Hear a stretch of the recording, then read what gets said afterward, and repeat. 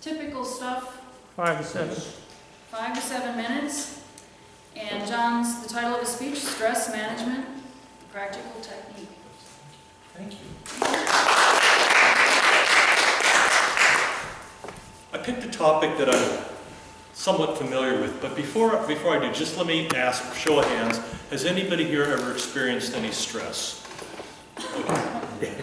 Okay, and for those of you in the viewing audience, everybody raised their hand except for one person who's too stressed to lift their arm. Okay, so what we want to do today is talk about not so much what stress is or how it has an impact on your life, because we know that it can affect your relationships, the way you communicate, the way you feel. We want to talk a little bit about stress management.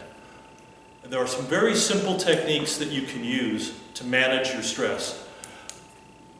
I've studied quite a few, including meditation and progressive relaxations and visualization techniques, autogenic training, but the simplest one, and it's at the core of all of them, is diaphragmatic breathing.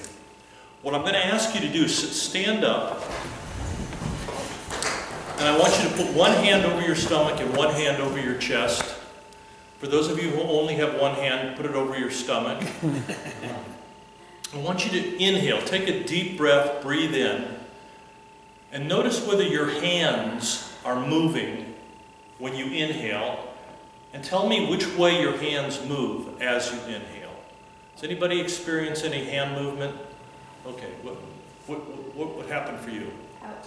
The bottom hand moved out. Okay. Anybody else feel anything? That was the same? Same thing? Anybody else feel anything differently? Up The chest went up and out. Good. Anybody else have any other things? Because often we're going to find that people do not breathe correctly. It's amazing how you can live 30 or 40 or even 60 years and you don't know how to breathe correctly. And for the viewing audience, what we're going to do is we're going to teach you diaphragmatic breathing, which means that there's a muscle that separates the lungs from the abdomen, and it's the diaphragm. It looks like an inverted saucer. And when you inhale, it flattens out, and it will press the stomach out, causing the belly to come out as you inhale. Most of us, that's all the breath we usually need to take. As you breathe in, the stomach comes out. For people who don't know how to do that, or it's not comfortable, they'll find that they have a locked diaphragm and they're just breathing with their shoulders like this. And that can cause a lot of problems because then you're using your neck and shoulders and back inappropriately. You can get headaches, have sleeping problems, have back pain, neck pain, those kind of things. So you want to see if you can manage. It's okay to sit down, everybody, by the way. It's okay that when you really think about inhaling, you want to exaggerate, even if you have to, the stomach coming out and then going back in as you exhale. For people who have that locked diaphragm, sometimes it's good to exaggerate it and actually, with your hands, force the breath out, and on the next breath, when you push against your hand, you'll learn how to work your diaphragm. Now, the reason why we do this incorrectly very often is because when we're young, we're taught to stand up straight with our shoulders back, our chest out, and our stomachs in, and it makes our clothes look really nice. But it's not necessarily a useful tool, and we want to be able to have that unlocked diaphragm and move it. Now, if you've ever watched a young child or babies, they're breathing with their bellies all the time. Now, belly breathing, diaphragmatic breathing is taught in martial arts, it's taught in yoga, it's taught in birth preparation classes. It's used everywhere, but it's also at the core of every stress management strategy. And why is that? Because it's one of the easiest systems for us to use that we can control that will lead to relaxation and stress management. If you just learn to slow your breath down, breathing slowly, maybe pausing a little bit between the inhale and the exhale, and then exhaling fully and completely. Just doing that can give a lot of benefit as far as stress management. Now, using breathing techniques, you can also link it with counting, and it can help you to relax really well by linking it by, say, for example, breathing in 1 and out 2, in 3, out 4, in 5, out 6, going till 8. Just 1 to 8. Just changing the difference between the odd numbers are the inhale and the exhale are the even numbers. As you focus on those numbers, it gets your mind involved, and that helps you as far as relaxation.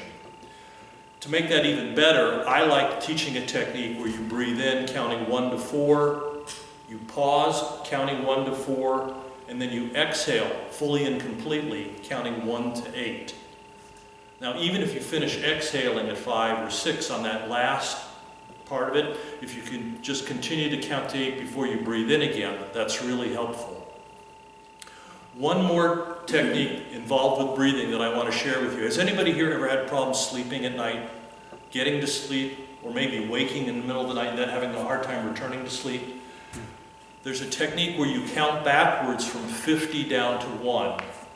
And most of us know how to do that, 50 down to 1, but you do it in a special way.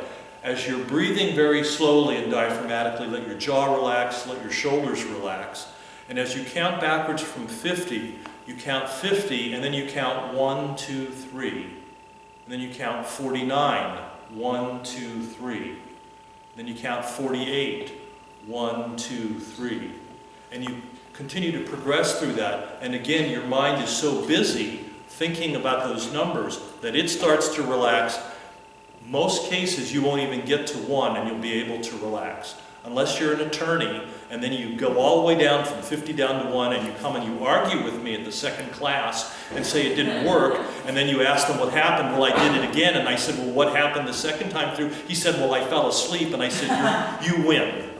Because that's what he wanted to do. He wanted to win. So count backwards from 50 down to 1, counting 1, 2, 3 between each of the numbers. I appreciate your attention. I hope you can use these breathing techniques and maybe add the counting. See if that will be effective for you as managing your stress. Thank you.